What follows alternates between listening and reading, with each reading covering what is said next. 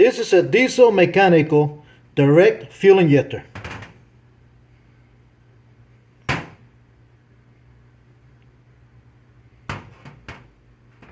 According to the specifications, it requires a used one around 1,450 psi to open, to spray right into the engine.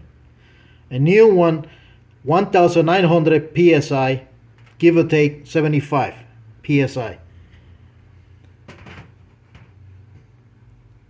Any excess fuel comes between these two O-rings and returns back to the tank.